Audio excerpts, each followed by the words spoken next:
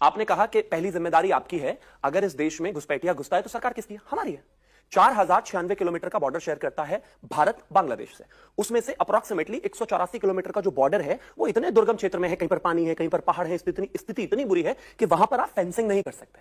वहां से किसी भी तरीके से अगर कोई भी घुसपैठिया आता है, इस देश की पहली प्राथमिकता है कि उनको वापस डिपोर्ट किया जाए। बॉर्डर इस देश के अकॉर्डिंग बिल्कुल है, मैं खुद कहता हूं बिल्कुल बॉर्डर सेफ है, लेकिन उस 184 किलोमीटर में जहां पर फेंसिंग नहीं है, जहां पर सही से वो चीजें नहीं हो सकती, देश में नहीं। कमाल की बात, सरकार वहां बॉर्डर पर पानी में जाकर बह नहीं जाएगा इस देश का जवान जो वहां पर 24 घंटे ड्यूटी कर रहा है आपके लिए। अगर उसमें आप ये एक्सक्यूज नहीं दे सकते ना कि यहां पर नहीं रोक पाएंगे क्योंकि ये नाला है, यहां पर ये है, ठीक है। दुनिया के सबसे ताकतवर देश कौन से हैं? चाइना। दुनिया के सबसे ताकतवर देशों में से कौन सा? United states. उनके यहां पर भी इन्फिल्ट्रेशन होता है। मैं फिर से यही कहना चाहता हूं कि मेरे देश की फौज को कटघरे में नहीं लाया जाना चाहिए। 184 किलोमीटर का वो बॉर्डर है जहां पर दुर्गम इलाका है, वहां पर किसी भी तरीके से लोग इन्फिल्ट्रेशन करते हैं, लेकिन उससे बड़े गद्दार कौन है?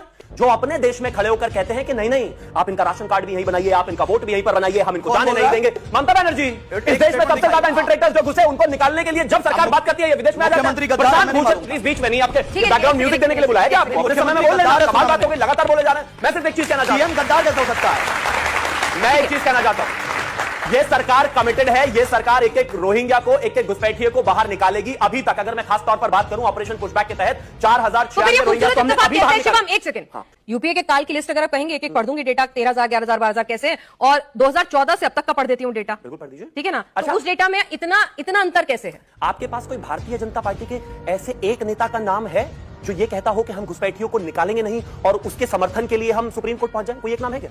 मैं 10 नाम ऐसे पढ़ दूंगा इनके नेताओं के जो ये कहते हैं कि इस देश में घुसपैठिया या बाहर का कोई भी व्यक्ति आया वो तो इंसान है जी, उसके भी ह्यूमन राइट्स हैं। सुप्रीम कोर्ट में प्रशांत भूषण ने एप्लीकेशन लगाई ये कहते हुए कि नहीं नहीं, जहां से जो भी नागरिक आया अब अल्टीमेटली है तो वो ह्यूमन ही, उनको बचाना चाहिए, उनको हिंदुस्तान में रखना चाहिए। हमारा कमिटमेंट है और हम निकाल कर ही दम लेंगे। लेकिन इन लोगों ने लगातार इस देश के कोर्ट्स को अप्रोच किया और वहां पर कहा कि नहीं वो बांग्लादेशी यही रहने चाहिए। अब एक और नहीं, निकाल के दम लेंगे, जरा वही तो कह रही हूँ, स्पीड आपके काल में कम कैसे हो जाती है? आप इतने प्रतिबद्ध हैं, इतने कटिबद्ध हैं, तो आपके साथ में डेटा सपोर्ट क्यों नहीं कर रहा है? गलत है तो मुझे करेक्ट कर दीजिएगा। मैं बता नहीं, बिल्कुल नहीं, क्योंकि स्पीड ब्रेकर और घुसपैठियों के रिश्तेदार है ना हमारे सामने विरोध में, वो बेचारे रोज यूपीए 13,000 11,000 12,000 निकाल रही थी तब उनके काल में स्पीड ब्रेकर नहीं थे। क्योंकि भारतीय जनता पार्टी के एक नेता ने नहीं कहा कि हम रोकेंगे। ये लोग तुरंत एकदम सुप्रीम कोर्ट पहुंच जाते हैं, भाग के क्या करें बताइए? मैं कहता हूं 2017 में, 2018 में, 2022 में लगातार कोर्ट गए और जाकर कहते हैं नहीं नहीं यही रहने दीजिए। भारतीय जनता पार्टी का कोई एक नेता बताइए जिसने ये कहा हो कि घुसपैठिए भागना नहीं चाहिए?